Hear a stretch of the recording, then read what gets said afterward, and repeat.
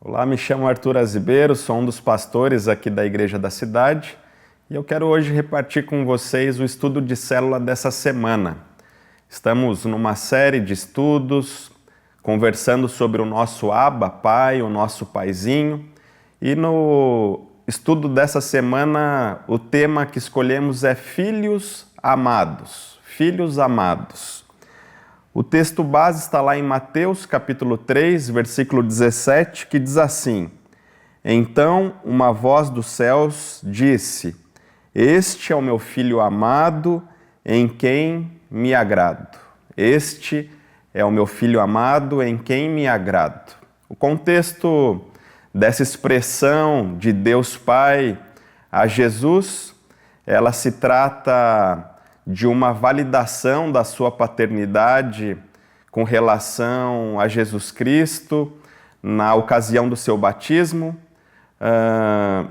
Herodes havia falecido, o rei Herodes. José havia tido uma visitação em sonho de um anjo dizendo que agora já era possível regressar em segurança para Israel.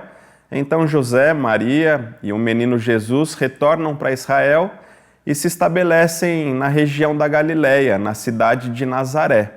E ali então Jesus vive a sua infância e a sua juventude, e aos 30 anos então ele vai da Galileia ao Jordão para ser batizado por João Batista. E essa linda experiência sobrenatural Jesus vive na ocasião do seu batismo, com essa declaração de Deus Pai: Este é o meu filho amado, em quem me agrado. E no estudo de hoje, então, nós olharemos para esse aspecto da vida de Jesus como exemplo supremo no que tange a todos os aspectos, mas hoje concentraremos a nossa atenção no aspecto da sua filiação, nessa plena unidade que ele havia com o Pai. Então quero te encorajar agora a aprender junto comigo 3 princípios, 3 verdades poderosas que estão integradas nessa linda declaração. O primeiro ponto que eu quero chamar a tua atenção é que somos alvos do amor do Pai. Somos alvos do amor do Pai. E o texto permaneceremos em Mateus 3,17, mas a primeira parte em que ele diz: Este é o meu filho amado. Deus Pai estabelecendo então essa validação de identidade em Jesus, em ser o seu filho amado. E é especial demais, porque nessa aparição, talvez a primeira aparição pública de Jesus, Deus Pai se mostrando presente e validando então a sua paternidade. E é de fato um transformador, especialmente para a mentalidade dos judeus e da cultura da época, porque eles tinham costume apenas de se referir a Deus como Senhor e não como Pai, mas Deus se apresenta como Pai. Em todos os momentos, nos evangelhos, Mateus, Marcos, Lucas, João, nós vemos nas orações, nos ensinos, nas pregações, no discipulado 1 a 1, Jesus chamando a atenção do povo que Deus desejava cultivar um relacionamento íntimo de um pai para com os seus filhos.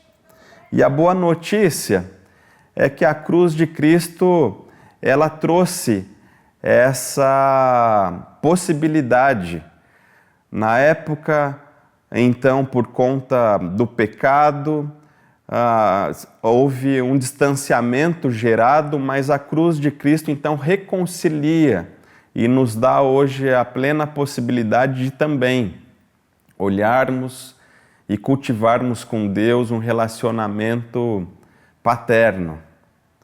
Olha só o que diz em João capítulo 1, versículo 12, que texto maravilhoso.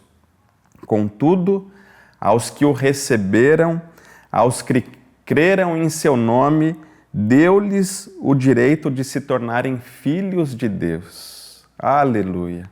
Se você crê em Jesus Cristo, Deus nos deu o direito de nos tornarmos filhos dele. O direito é garantido por Deus, mas a escolha é individual, a escolha é de cada um de nós. O segundo ponto, uma segunda verdade que eu quero te chamar a atenção dessa declaração é que somos alvos da graça do Pai, somos alvos da graça. Primeiro ponto, somos alvos do amor do Pai e agora somos alvos da graça do Pai.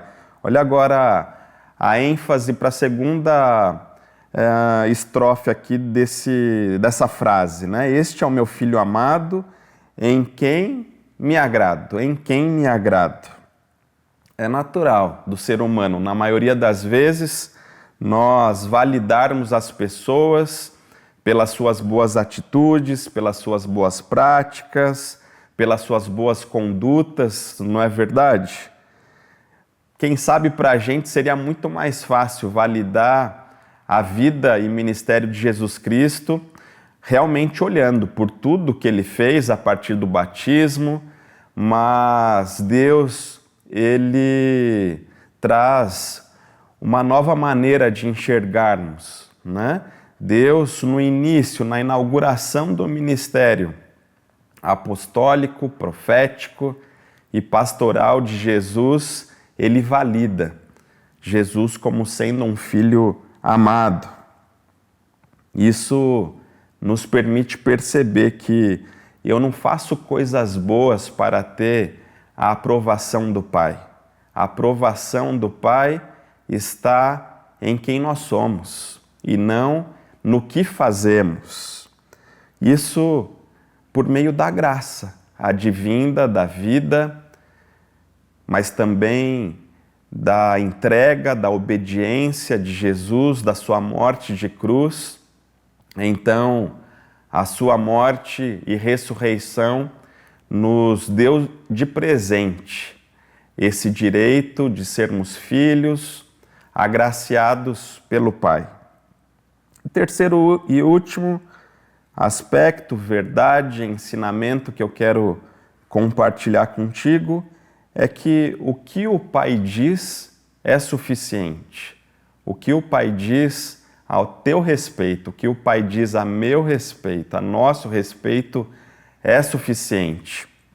Olha só o que diz a passagem de Mateus, capítulo 4. Agora a gente foi um pouquinho adiante, logo na sequência do batismo, diz assim, Mateus 4, de 1 a 3. Então Jesus foi levado pelo Espírito ao deserto para ser tentado pelo diabo. Depois de jejuar 40 dias e 40 noites, teve fome. O tentador aproximou-se dele e disse: Se você é o Filho de Deus, mande que estas pedras se transformem em pães. Se você é o Filho de Deus, mande que estas pedras se transformem em pães. Como eu disse, logo na sequência do batismo, porque o início do capítulo 4 diz que logo em seguida Jesus foi levado ao deserto para ser tentado. E olha que interessante, Satanás poderia fazer essa provocação de várias maneiras, mas você percebe que Satanás ele decidiu, de alguma maneira, frustrar a convicção de quem Jesus era. Ele poderia dizer assim: Jesus, se você é o Todo-Poderoso, se você é aquele que faz milagres, se sobre ti está o Espírito de Deus. Mas não, Satanás ele usa da palavra se você é filho de Deus, se você é filho de Deus. Está lá em Marcos 5, 7, Mateus 8, 29, que o diabo sabe sim quem Jesus é, mas ele está o tempo inteiro tentando buscar afetar a nossa identidade. Foi assim com Jesus e é assim com a gente hoje também. A resposta que Jesus dá ao diabo deixar claro que a gente precisa também viver pautado e conduzido pela palavra de Deus, pelo que Deus diz a nosso respeito, sem duvidar da identidade que nós temos no Pai, de filhos e filhas amadas. Olha lá, está em Mateus capítulo 4, versículo 4, que diz assim: Jesus respondeu, está escrito, não só de pão viverá o homem, mas de toda palavra que procede da boca de Deus. Aleluia! Nós nos moveremos, nós viveremos a partir da palavra que sai da boca de Deus. E Deus, Ele já nos deixou aqui o seu manual de instruções, o seu guia. É claro que cremos na palavra rema de Deus, mas existe a Logos, né? E aqui está tudo o que Deus já disse ao nosso respeito, aqui está tudo aquilo que Ele promete para aqueles que lhe são fiéis e são filhos e filhas. Então se apegue, se agarre à palavra de Deus. Indo para a conclusão, são vários princípios que nós podemos tirar de proveito dessa passagem, e eu te encorajo mesmo a permitir que o Espírito Santo continue ministrando ao teu coração, mas nunca, jamais se esqueça, somos alvos do amor do Pai, somos alvos da graça do Pai, e o que o Pai diz é suficiente, o que o Pai diz é suficiente. E para o seu momento de reflexão durante essa semana, novamente te chamando a atenção para esse último versículo que lemos: nem só de pão viverá o homem, mas de toda palavra que procede da boca de Deus. É importante a gente entender que as palavras de Deus, elas são fundamentos sobre a nossa vida, que as palavras de Deus trazem convicções, as palavras de Deus são imutáveis, são eternas, mas nesse contexto, o pão representa aquilo que é passageiro e tem prazo de validade. E aí, a reflexão que eu quero deixar para você, sobre quais valores e bases você tem construído a sua identidade. Jesus, mais uma vez, nos deixa claro que precisamos viver e sermos guiados pela voz de Deus. Para a oração durante essa semana, busque ouvir, discernir e obedecer à voz do Pai, no que Ele diz ao teu respeito, e certamente você colherá grandes ganhos com isso. Para aplicação, a maneira como construímos nossa identidade determina, sim, o nosso posicionamento diante dos desafios da vida. Ou olharemos para as circunstâncias como obstáculos, olharemos para as circunstâncias como uma situação intransponível, ou olharemos para as circunstâncias como oportunidades de vermos o agir e a manifestação do nosso Pai. Então, para aplicação, que você busque nos desafios da tua vida, nos desafios que estão assolando o mundo, olhar como oportunidades que Deus tem nos dado de sermos os teus braços, de sermos a tua voz, a tua presença e o teu consolo sobre a terra.